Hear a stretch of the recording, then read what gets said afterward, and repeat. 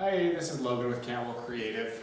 We've already got started on this floor. I didn't start filming until just barely. I completely forgot. So we've already got started, but I'll go over how we got started and what we need to do to continue the floor. So I'm gonna have Stefan's filming, I'm gonna have him come over. The floor that we're doing, it's a product from Shaw. It's a laminate, water-resistant laminate floor. Most of your laminate floors do not come with an underlayment or a pad attached. This one is the same. There's no pad, no underlayment attached, so it's something that we have to go through and lay down. As you can see, we went through and we laid down all of our underlayment on the area that we are going to be starting. You'll notice that the floor is running in my direction, left to right. The pad is running forward to backwards.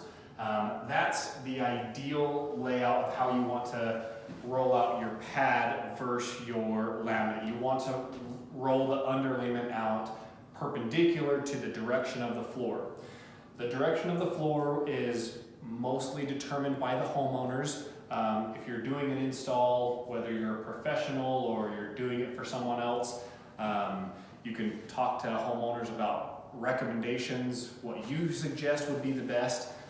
In this layout, I would definitely recommend having it run standing where I'm at, left and right, so I do believe that the homeowner chose the correct direction. A couple of things to consider when you're choosing the direction to run the floor. Most of the time, you want to run it along the longest exterior wall. That is ideal. This wall over here goes all through this living room, and then there's a wall divider into the kitchen. That is our longest exterior wall. We are running parallel with it, so we accomplished that goal. Number two is if you're running the floor down a hallway, it's ideal that you run the floor parallel with the hallway, not perpendicular. That is not always the case. I want to make sure everybody understands that not all jobs are the same. You need to assess each job when you get there. Different directions. You could have the exact same layout of a house, but two different directions will look just as good. So you need to determine it on the job. Like I said, we've already got started. We've got a couple of rows built. Over this video, I'll talk to you about how we install this floor, how this one locks together. Where we have started, we haven't taken our straight line yet. What we have done is I determined that this divider wall is just going to be the best place for us to start, so we don't have to work backwards very much. You're going to have to work backwards on most of the jobs. You want to work backwards as little as possible, just because working backwards is harder than working forwards, of course. So we got a full plank that we used just off of this dividing wall. We ran it all the way from wall to wall. We have 2 rows built on this side, 3 rows built on this side, and I'll show you why we decided to do that. This just gives the floor some weight. So that way when we do decide to level our floor and get it straight with our exterior walls, we have weight on the floor so we can move it so it doesn't just keep popping out of place. So we decided to, someone's calling you. Is it for your car? Let me take it. Stefan's getting a new car, so I will start filming. So, like I said, what we did is there's 3 rows. This is a little darker floor, and there's not too much light in here, so I'm gonna try and get a good picture of it. We've got 3 rows that we started on this side of the wall. Again, this is our exterior wall that we're gonna get our straight line off of. This is our other exterior wall that we're going to get our straight line off of. But you'll notice right here, there's the bench around here. You want to make sure, that when you're getting your straight line, you use the exact same wall.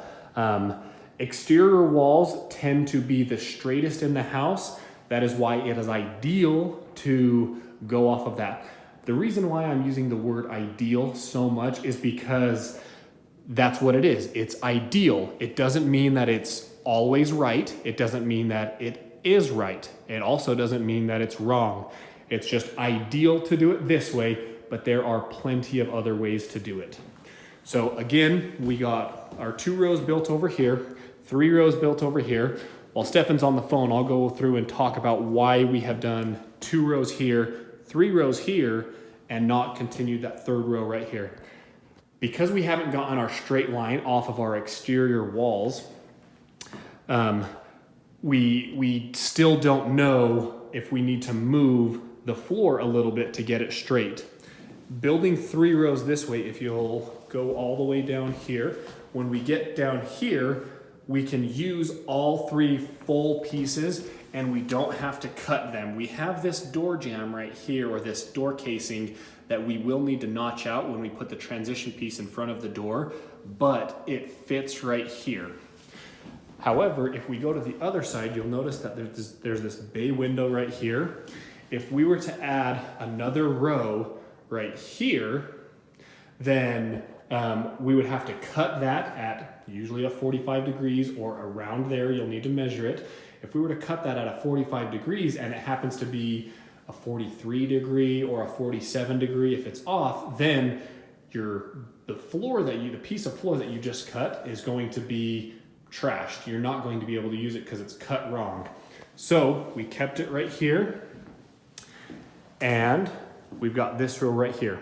Now, some of you might think, oh, well, why don't you, before you just start laying the floor, why don't you measure off of your exterior walls on both sides, get it to where it is, mark on your underlayment where it needs to go, get a chalk line and do that. You definitely can. That is an option to do. There's a couple of things that I have found that don't work with that, but it still does work. The reason why I don't like it very much is your underlayment, it's not secured to your subfloor. So it moves even just the slightest. It moves a little bit. If there's a tiny little wrinkle like this, it moves constantly. So if we were to mark the underlayment and it were to move 1/8 of an inch, like maybe this one right here just happens to get pulled 1/8 of an inch one direction or the other, you could be off. So I have just found that it is much easier and better for our time to lay out a couple of rows to get started, and then we get our measurement. And I'm gonna put my camera on this tripod and show you how I take that measurement. All right, so let's come over here. So that is where we're starting. What I have here is a Bosch, I call it my laser tape measure. It shoots a laser wherever you're aiming to, and it tells you how far away you are. It gives that digital measurement. So what I will do, I know you can't see it, but I've got my exterior wall right there. I will choose my furthest side this way. So right now we are at 11 feet 6 inches. Sorry, 6 1/4. Okay. So then I will come over to right here, and we are at 11 feet 6 7/16. We were at 1/4 over there, so it looks like this side needs to come back, pulling it towards me to make sure I can get 11 6 7/16. Pull it a little bit more. Now you do have to take into consideration that just because I am pulling this floor back does not mean that that side is staying the same. So I need to now see we're at 11 6 5/16. Here we are still at 7/16, so I haven't moved it enough to affect that side. So let's see. So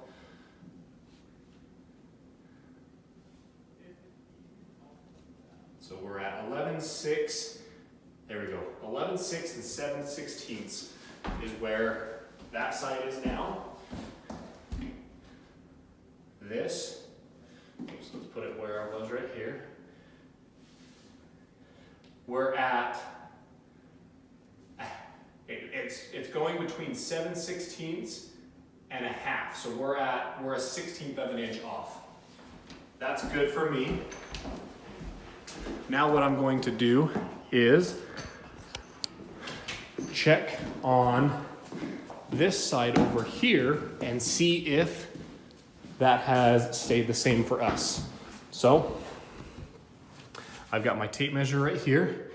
You'll see it's kind of hard to see. You'll see the line down there. That's what it's shooting off of, the tape measure. So we've got 12 feet, 12 and a 16th. Now if we come over here, we've got something in the way, so let me get this out of here.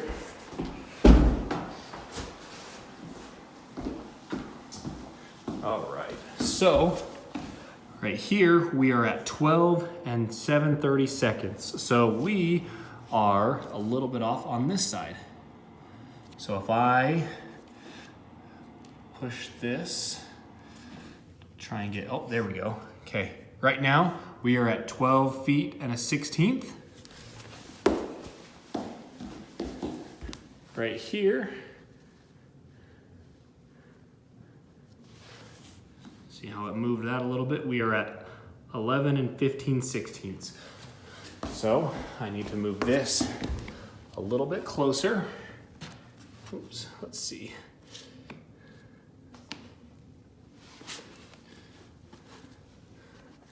All right, so I might call, hey, Brianne. Yes. I'm gonna get Brianne to come in here and hold the camera so I can move this a little softer. So we're at 11 feet, 11 and 15/16. I'm gonna give her the camera. We go back here, and we are at 11 feet, 11 inches, and 15/16. It's fluctuating between 29/32 and 15/16. So this side is good. We did already get this side, but I'm gonna go through and double check because we have moved the floor. So we are at 11 feet, 6 and a half. And then right here, it's hitting this right here, so make sure we're not hitting anything.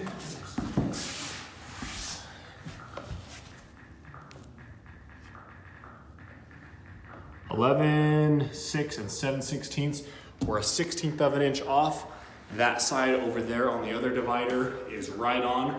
So a 1/16 of an inch, we're good. We're fine. All that means is in this 10-foot span, whatever that is, we're a 1/16 of an inch off. That is really good. So the next step, now that we have our straight line off our exterior wall done, if you'll look, we've got all this floor that we are laying out. Same thing with this over here. What we'll do is, Stefan's tank. What we'll do is we'll take a couple of these boxes and they will stack them on to give it that weight. Stefan, you want to throw some boxes on there? Okay.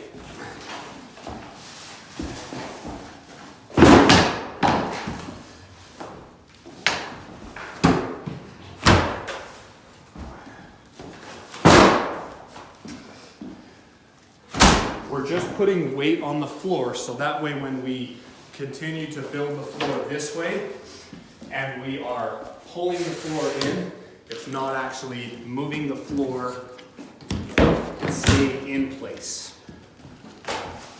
There's many ways that you can do that. honestly, I've seen people where they'll go out and they'll buy a couple 2x4s that are the straightest 2x4s they can find, because they're on wood. They can drive those 2x4s into the ground to hold that in place. I mean, that is incredibly sturdy. The floor is definitely not going to move if you do that. But then you have to take into consideration carrying enough 2x4s. Not all of the flooring that you're doing is the same length, so you might have to cut some. I use what I have that's with me, so I don't have to have too much stuff. We've got floor. The floor is heavy enough to hold it in place. So that's how we get started. Now we have our straight lines off of our exterior walls. Now I'm going to go through and lay down a couple of planks to show you how this type of flooring goes together. And then we'll switch over to a time-lapse video so you can just see the process. Grant, if you want to come over here while I'm getting some floor. We also have these 10 stairs that we're doing. 1, 2, 3, 4, 5 of them are open-ended. Those are a little time-consuming, a little harder to do. There's the landing that we need to do. Depending on the video that I do, I might show some of the stairs that we do, how I do them. But I think for this video, I'm going to show the floor, how we install the floor, and then I'll have another video come out on doing the stairs. So I'm just going to start off this one because we're already 3 rows into this side. Let's see, I'm just going to grab a couple planks. When you're doing floor, something you always want to consider and keep in mind is when you're pulling from boxes, you always want to make sure you have multiple boxes open that you're pulling from. That just ensures if maybe there's a change in the manufacturing die lot, maybe it's just slightly off. If there happens to be a box from a different die lot, it just mixes them up. It keeps it mixed so you don't ever have a patch of odd colored or the same colored stuff. You also want to make sure you pay attention to the planks in the floor, not the planks in the floor, but the grains and the pattern. A big common mistake that homeowners or new installers make is they will focus so much on the pattern. They might even go ahead and have a helper like lay out different stacks of certain patterns, because with manufacturers, depending on what product you're getting, they usually only have, I've seen some have 4 different patterns, I've seen some have 8 to 10. A big problem is if you go through and you stack the planks in individual patterns, you're gonna have a problem, because when you get enough of the floor laid out, you're going to take a step back and you're going to look at the whole project, and you are going to see a pattern, because you're going to start taking from these patterns. Subconsciously, you will create a pattern in your mind, so that way when you get laying this big room out, you will have developed a pattern that you probably didn't notice. So what I let everybody I work with know, what I tell them to do is grab a plank from a box, from a different box, from a box over here, wherever it may be. Grab it, install it, or when you're installing it, look around in where you can see around here. If it doesn't match exactly to one of the planks in your eyesight right here, install it and move on. If you get too focused on the grain, the knots, whatever it may be, you are going to develop a pattern. So it's almost better to just kind of grab and lay, grab and lay. You definitely need to pay attention, but you do not need to look at too much detail. So, installing this floor. This is probably one of the easiest laminates you will ever install.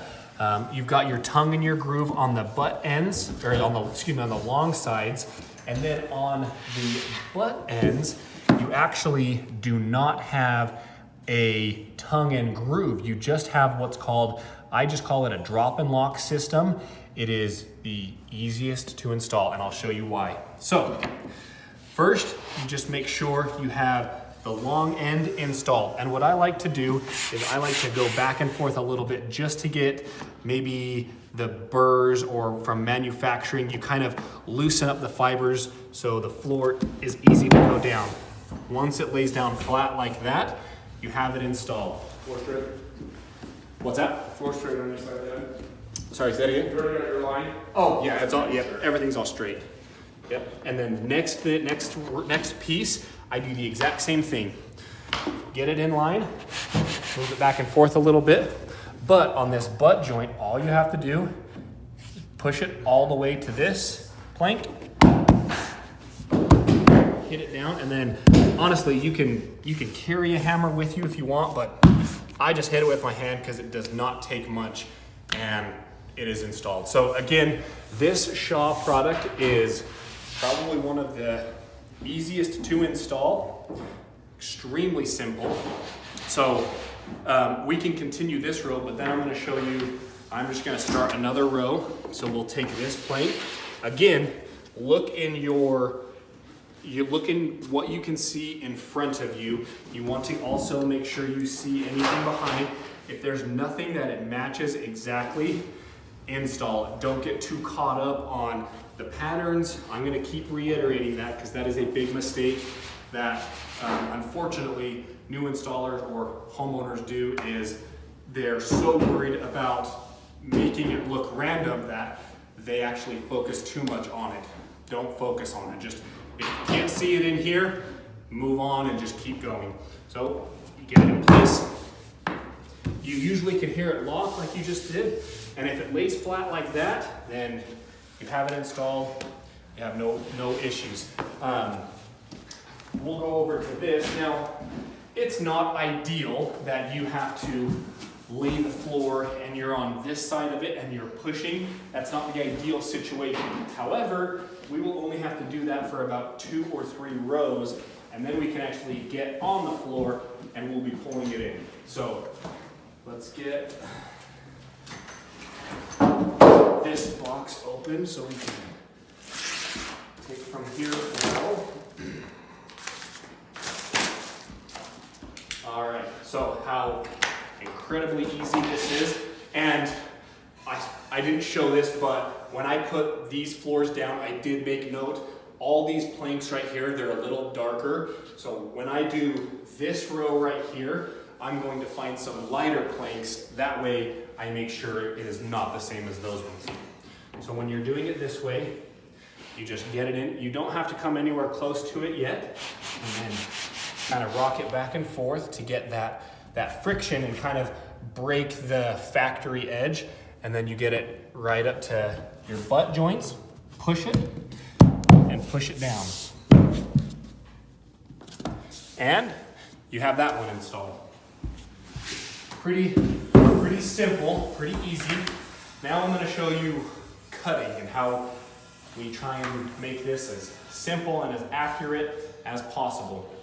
So forward, the direction that we were going this way, we are building the floor forward. Whenever we go that way, we're building the floor backwards.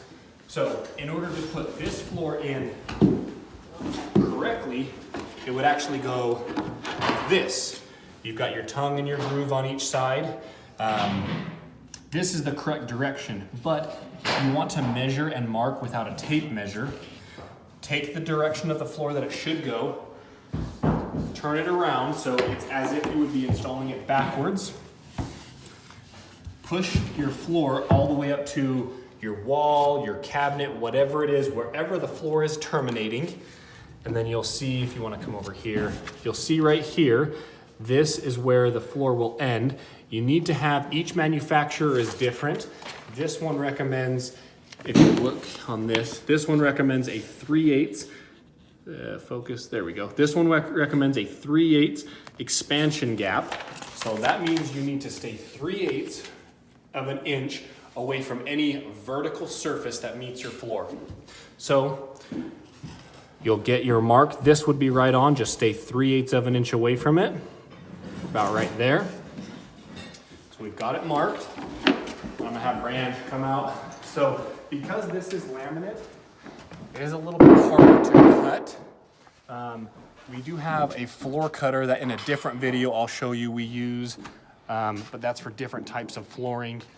You can get floor cutters that you can cut laminate with, but you destroy those blades so quick that I almost find it's easier to just use a chop saw, miter saw. I have this 7 1/4 inch miter saw. These blades are like $15. They're not very expensive, and it lasts me, I mean, these blades last me a month doing floor 5 days a week. So they last quite a while. So mark it. Cut. Now, this is the piece we cut. Do not throw it away. So this is the one that we're going to install. The other side you want to keep. You don't want to throw it away.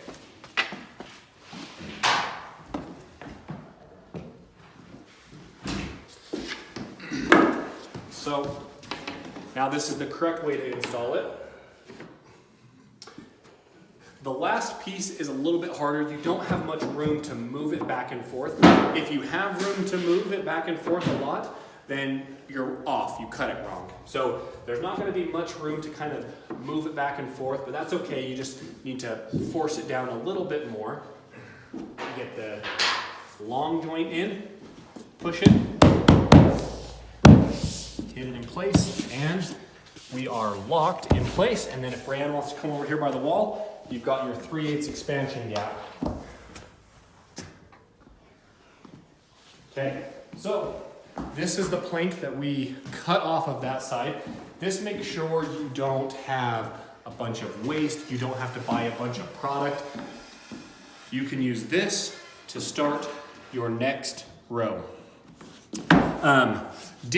Again, check with your manufacturer with the floor that you're doing. Different manufacturers have different recommendations on how short this piece can be. Also, regardless of the manufacturer, these butt joints all right here, when I'm doing floor, I never have them within 6 inches of each other. So you will never see these two butt joints close like this. Like, we will never install a piece that would go just like that. That's just not, first, it doesn't look very good. Second, the manufacturer, when the planks are installed, if those butt joints are too close to each other, it creates a bigger weak point in the floor, because obviously the weakest part of the floor are all the joints, anywhere they are. So if you have two joints really close to each other, you have these two weak spots too close. Don't get them within 6 inches of each other. So I did that. I mean, even talking and doing it, that took me 5 minutes to do that. Floor goes really easy. Since we've been talking for 5 minutes, there were only 2 rows over here. Steph has been working and he's already on his 4th row. So this floor does go very easy. Let me take this camera back. I'm gonna take the camera back and Brianne's gonna get to work. So as I was saying earlier, we couldn't just cut these pieces because the 45-degree angle right here might not line up, but now we can cut all of our 45-degree angles and it actually fits. So here's the floor. I'll do another overview. So we still need to roll out our underlayment this way to go back to that wall, and that's the direction that we'll be going backwards. And then over here, same thing, is we'll be working backwards, and then it stops right here where the homeowner has this taped off. But we will do all of that after we get all the way to this exterior wall and this exterior wall.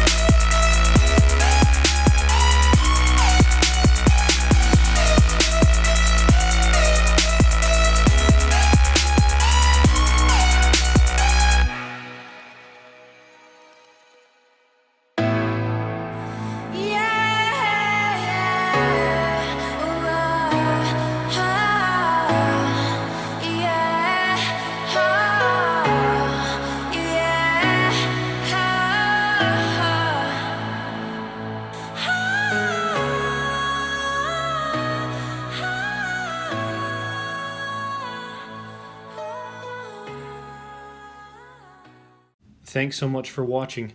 Stay tuned to my channel for more videos.